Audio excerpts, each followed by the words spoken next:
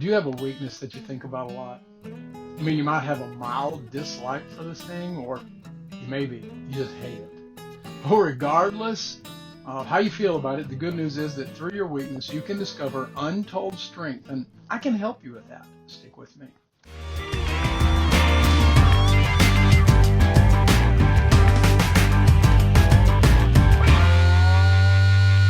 Welcome to Craig Walker Coaching. My name is Craig Walker, and this is your home for developing a powerful sense of self-worth. Today, I'm talking about discovering untold strength through your weaknesses.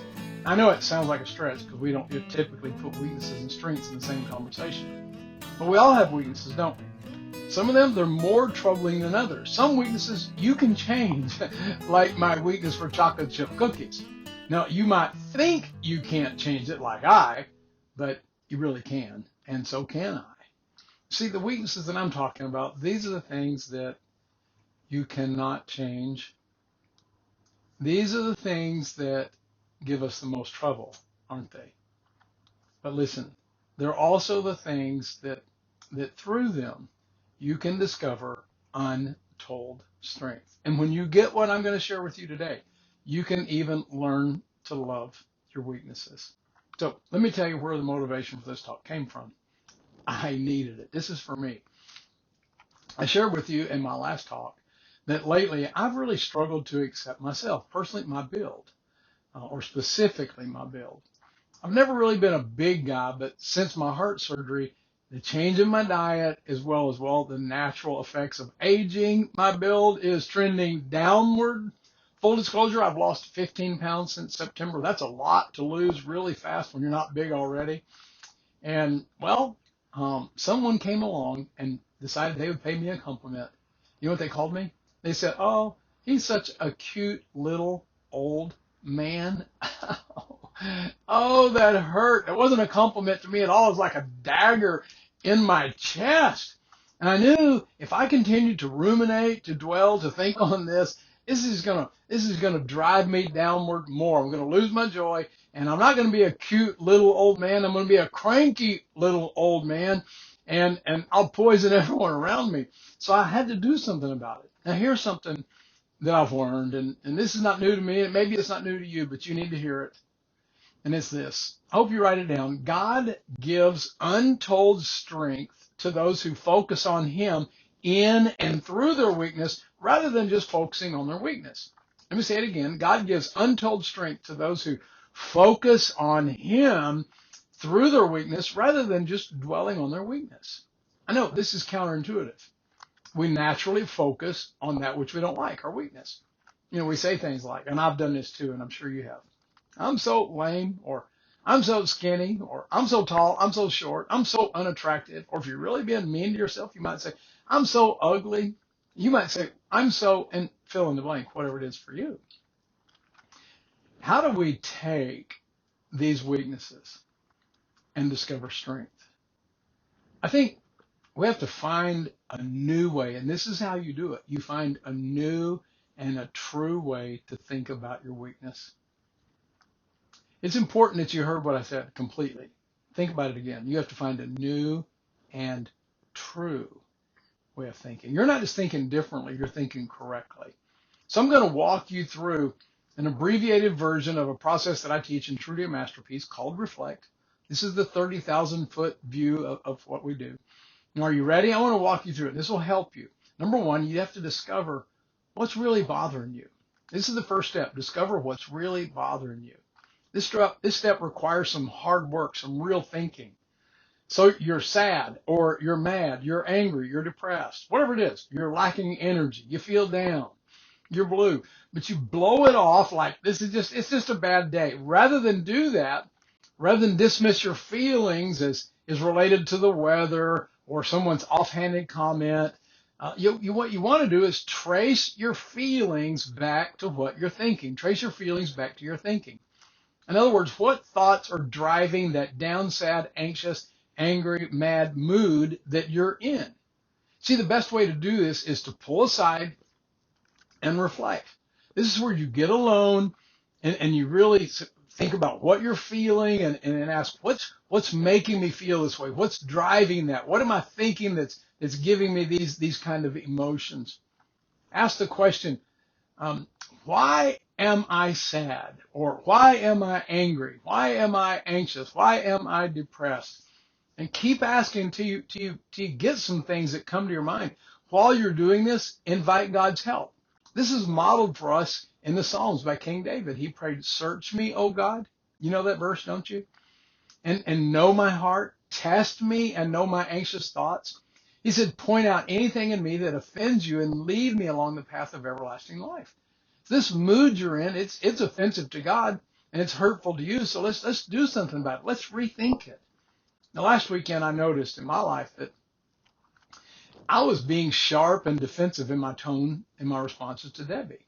So I pulled aside. And she probably known it for a long time, but I picked up on it just last weekend. And I spent some time reflecting and saying, God, what's going on in me? Help me to see what's really bothering me. And in full disclosure, I'm thinking about it, and I realize it has nothing to do with Debbie. She's getting the brunt of my bad attitude, but she isn't the source of it.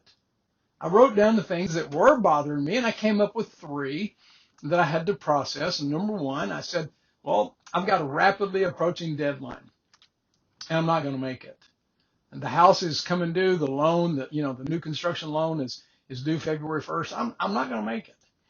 And so I wrote that down. I said, I am feeling some pressure over that. That's bothering me. I feel a little bit trapped. So I wrote it down as a possible cause. And I wrote down also that right now I'm feeling a little angry because I want something to eat with robust flavor. My new diet, it's low sodium, low cholesterol, and low flavor. You might say I was just hangry, and I was. And I also knew, this is a third thing, that at the same time I could say, you know what, I also know that I'm struggling to accept my weight. I'd stepped on the scales that morning as a vivid reminder that I'm just going down. I stepped on the scales and I realized I've lost another pound. As I thought about the things that I'd identified that could be bothering me, I realized, just going back to those, the deadline, that really wasn't bothering me that much. I didn't really feel a lot of stress over it. I said, okay, there is some, so I confess that. God, help me and give me the grace, and I can let that go, and I can be kind and gracious. I've just by realizing that, I could return to joy and strength. And it was good. I got it. I went to the second one and said, what about my diet? Oh yeah, that was really bothering me, and I had to admit that I was angry over my tasteless diet. It's like one friend said. He said, Craig, pretty much with your diet, if it tastes good, spit it out. Don't eat it. It's bad for you. But honestly, after thinking about my diet, I realized that, hey, I've got the power to change my diet anytime I want to. I can go to Whataburger any day I want to. I can get Blue Bell anytime I want to. I'm eating healthy food because, I chose to. And so after processing that, I realized it's kind of silly to be angry over something that you have total power over, and you can change anytime you want. So I said, okay, Lord, I confess that. Forgive me. I told Debbie, I confess it to her, and forgive me, and I want to change. And I felt grace and power to really be the man that God had called me to be, because those things were behind me. Now I'm looking at them correctly. By the way, let me tell you, I wish that I could say I came to those insights really fast. Like I prayed and boom, it just came to my head and God told me what the problem was and I got it. I didn't. I had to process for like a few days thinking it through until finally I said, I get it. These are some things that are bothering me and I get it. By the way, it was hard work, but it was worth every minute of it. You need to do this kind of work. And as I'm doing it, I process and I get to that third thing. I said, okay, what is this about my weight? And just asking the question, why is that bothering me? I could feel a little heaviness in my soul. So I admitted that I kind of think this is more of a source for my angst than I'm admitting. I realized it wasn't just my weight. Getting real honest, and that's the hardest part, is what really bothered me is I had to admit that, honestly, I don't think I look very manly anymore. I know that shouldn't bother me. I know that's shallow thinking. I do. I get all that. But I couldn't just let it go.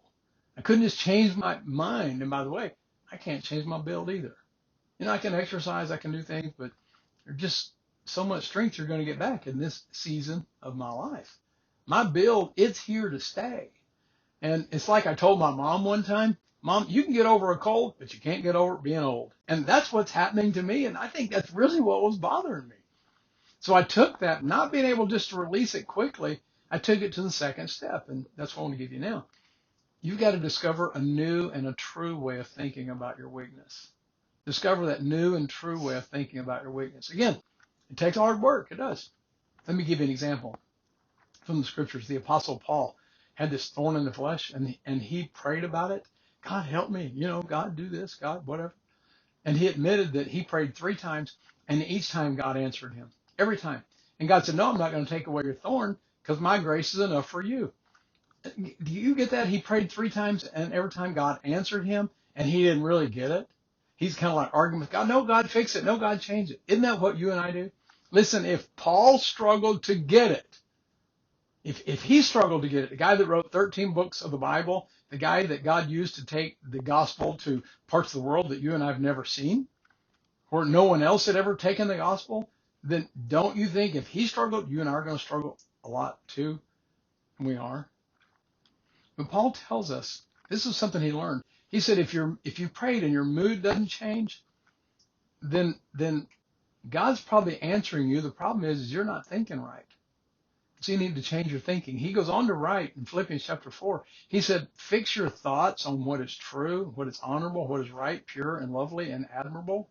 He said, think about things that are excellent and worthy of praise and keep putting them into practice. All that you've learned, every bit of it. Don't just think about it, but do it and watch. Then the God of peace will be with you. He'll give you his peace. But yeah, even more so, God shows up. God shows up and he gives you what you need, and he'll bring strength and joy and all the other fruits of your life that you need desperately. He shows up. What you have to do is shift your thinking from the lie that the enemy has been feeding you about your weakness and how with that weakness you can't do this, you can't do that, you'll never be this, you'll never be that, and discover that God is greater than your weakness. Now you're able to think on that which is true, honorable, right, pure, the things that are excellent, the things that are worthy of praise. And like Paul, finally, when you make this shift in your thinking, you're going to discover a new joy, a renewed joy, and a new power, a power like you've not known. So listen, go back to 2 Corinthians chapter 12, where Paul's talking about his thorn in the flesh. So he's processed his thinking. He prayed, but then he went to the process and did what I'm telling you now. And after he did that hard thinking, he said, wow, now I'm so glad to boast about my weakness. Remember, he prayed 3 times. It took longer for him to get it. But now that he's done it, he can say, I'm glad about my weakness. There's been a shift in him. So we don't want to hide our weakness. We don't want to beg God to make it go away. We want to say, God, just help us to see it like you do. And then Paul got it, and he really did. And he said, I take pleasure in my weaknesses. I take pleasure in what a transformation for the things that I suffer for Christ. But then watch this. He's not done. He said, because when I'm weak, then I am strong. Paul discovered untold strength. So much strength, it was so great that it made him love his weakness and even boast in it and take pleasure in it. Listen, if I thought about this, if I could have what I wanted, if I could, turn the clock back 20 years and be younger, fit, better looking and strong, it wouldn't change who I am at all. I would lose some wisdom. I would lose some ability to serve God in a great way. But honestly, I'd still just be me. And that was true. And I realized that. I realized that continuing to dwell on what I don't like, it's only robbing me of joy, and it's keeping me from maximizing the strengths, the gifts that God has given me. How can you take your weakness and turn it into strength? Let me review. This is what you can do to discover untold strength. This is how you get God to show up in your life and bring his power and all the gifts that he brings. Number 1, you identify what's really bothering you. Put it to words. Spell it out clearly. And then start asking questions. Is this really what's bothering me? And then why is this bothering me until you get down to it? You got to be really honest and get to the core of why it's bothering you. This is hard, but you can do it. And ask God, God, please reveal to me what's going on in my soul. Just show me. Now that you know what's bothering you, you've taken that step, you did the hard work, move to the second thing, and that's to start looking for a new and true way of thinking about your weakness. Honestly, if you will do this hard work of thinking, you will have no problem discovering new joy and new strength. Honestly, I can't say that I've dealt with this issue once and for all and I'll never have to deal with it again, but I can say that I've discovered new joy and new strength, enough joy and enough strength to be very, very kind and gracious to my wife and to others in my life. Well, my name's Craig Walker. If I can help you develop a powerful sense of self-worth, powerful self-image, if I can help you, don't hesitate to email me. Let's start a conversation. Until next time, may God help you to live a life that you were born to love.